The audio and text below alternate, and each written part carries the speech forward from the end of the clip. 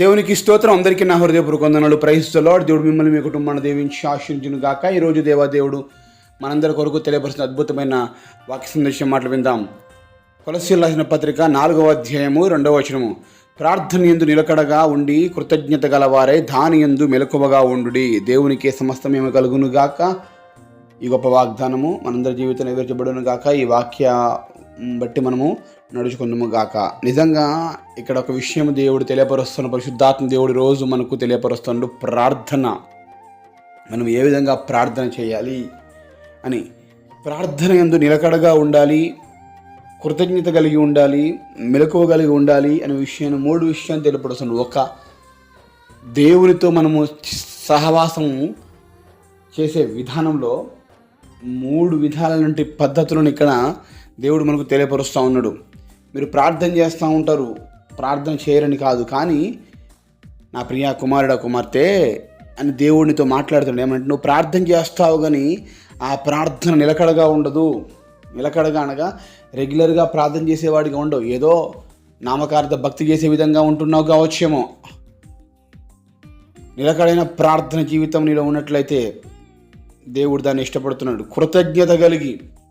So నువ్వు ప్రార్థన చేసేటప్పుడు నీకు దేవుడు ఏదైతే మేలులు చేశాడో వాటిని ఎత్తిపడుతూ కృతజ్ఞత కలిగి నువ్వు ప్రార్థన చేయగలగాలి. ఖచ్చితంగా నీ జీవితంలో మేలులు ఇప్పటివరకు ఏం పొందుకోలేదో వాటిని బట్టి దేవుని గనపరచు, కృతజ్ఞత, థ్యాంక్స్ గివింగ్ దేవుని తెలియపరచు.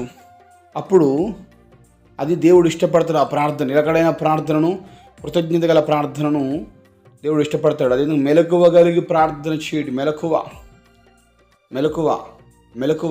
మనలో మెలకువ ఉండాలి. నిజంగా ప్రార్థనలో మెలకువ అనేది లేకపోతే మనము ఏమీ పొందుకోలేము, ఏది సాధించలేము. ఎప్పుడైతే మన జీవితంలో మెలకువైన ప్రార్థన ఉంటుందో, నిలకడైన ప్రార్థన, కృతజ్ఞత గల ప్రార్థన ఎప్పుడైతే ఉంటుందో మనము అద్భుతాలను చూడగలుగుతాము.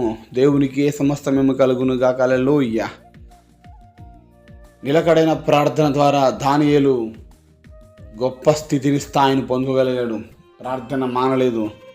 కృతజ్ఞత కలిగి ప్రార్థన, కృతజ్ఞతలు దేవుని సృజించినప్పుడు, కృతజ్ఞతాస్తుతులు చెల్లించినప్పుడు మన జీవితాలు ఇంకా ముందు రోజుల్లో, ముందు భవిష్యత్తులో ఇంకా గొప్ప అద్భుతాలను పొందుకోగలుగుతాం. ఎందుకంటే మనము ఒకే వీడికి కృతజ్ఞత ఉన్నది అని దేవుడు తెలుసుకోగలుగుతాడు. అంటే చేసిన మేలును గుర్తుంచుకుంటాడు అనేటువంటి విషయము దేవుడు నువ్వు చేసే ప్రార్థన ద్వారా ఆయన కూడా నిన్ను గుర్తుంచుకోవడానికి అవకాశం ఉంటుంది. అవునండి, నీ దేవుడు చేసిన మేలును మనం గుర్తుంచుకోకపోతే దేవుడు నిన్నట్లా గుర్తుంచుకుంటాడు?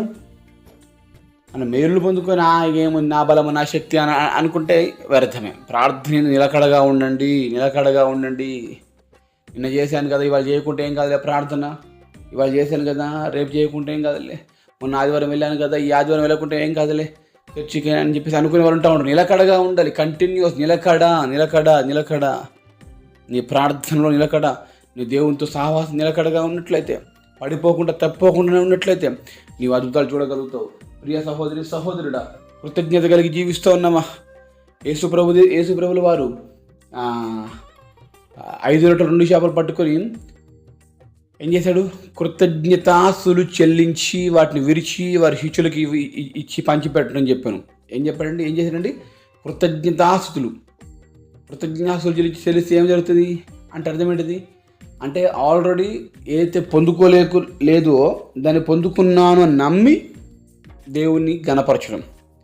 ఈరోజు నువ్వు అలా గణపరుస్తున్నావా? ఏదైతే నీ జీవితంలో పొందుకోలేదో దాన్ని పొందుకున్నాను నువ్వు అని, నా జీవితం ఈ మేలు పొందుకున్నాను అని నువ్వు చెప్పవలసిన అవసరం ఉన్నది. అవునండి, పొందుకోలేకపోయినా కూడా ప్రభువా ఇది నాకు ఇచ్చినందుకు వందనాలు ప్రభువా అని దేవుడు మనం గుర్తు చేసుకుందాం. అదేవిధంగా మెలకువ కలిగి ఉండండి. ప్రార్థనలో మెలకువ ఉండాలండి. ఏ సమయంలో ప్రార్థన చేయాలి, ఏ సమయంలో ప్రార్థన మనము దేవుని స్థలంలో కూర్చోవాలి అనేది మెలకువ ఉండాలి. మెలకువ కలిగి ప్రార్థన, అది ఉదయకాలం అందరికీ చేసే ప్రార్థన కావచ్చు. సమస్యలు వచ్చినప్పుడు మెలకువ, ఈ సమస్యకు పరిష్కారం ఒక ప్రార్థన ద్వారా జరుగుతుందని చెప్పేసి అలా మనం ప్రార్థన చేయడం కావచ్చు. ఏదైనా నీ జీవితంలో ప్రార్థన చేయగలిగితే ఖచ్చితంగా అద్భుతాలు చూడగలుగుతావు. హల్లెలూయా. ప్రార్థన చేయవలసిన సమయంలో కూడా ప్రార్థన చేయకపోతే మనము మన జీవితంలో మేలు ఆశీర్వాదాలు పొందుకోలేము. ప్రార్థన ద్వారా నీ స్థితిగతులు మార్చబడతాయి. ప్రార్థన ద్వారా నీ కష్టం తొలగిపోతుంది, నీ నష్టం తొలగిపోతుంది, బాధ, బలహీనత అనారోగ్యాలు, ఆర్థిక ఇబ్బందులు, సమస్యలు, కుటుంబంలో ఉన్నటువంటి అసమాధానం అన్నీ తొలగిపోతాయి. మొత్తం దేవుడు ఆశ్చర్యకరమైన సంగతులు దేవుడు కనపరుచును గాక. కనుక మనం ప్రార్థన మానక విడవక ఎల్లప్పుడూ ప్రార్థన చేస్తూ కృతజ్ఞత కలిగి మెలకువగలిగి ఉందుము గాక. అద్భుతాలు చూచడము గాక. ప్రార్థన చేస్తున్నామా? ప్రార్థన. మహాగణుల పరిశుద్ధుల ప్రేమగల వందనాలు. ప్రార్థన అనే అంశం ద్వారా మాతో మాట్లాడి నిలకడగా ప్రార్థించుడి, కృతజ్ఞత కలిగి ప్రార్థన చేయి, మెలకువగలిగి ఉండి అప్పుడు అద్భుతాలు చూస్తాను మాతో తెలియపరిచావు కదా. అవును తండ్రి, మా జీవితంలో నిలకడ కొంచెం ఉండట్లేదు, ప్రార్థనలో కృతజ్ఞత ఉండట్లేదు, మెలకు ఉండట్లేదు ప్రభావ, క్షమించి ఇట్టి ప్రార్థన కలిగి అద్భుతాలు చూసినట్టుగా సహాయం దయచేయమని యేసు శ్రేష్ఠమైన కృతజ్ఞత వందనాలు చెల్లించుకుంటూ అడిగి వేడుకొని పొందుకొని చూన్నాం మా ప్రియా పరలోకమున్న తండ్రి. Amen, amen.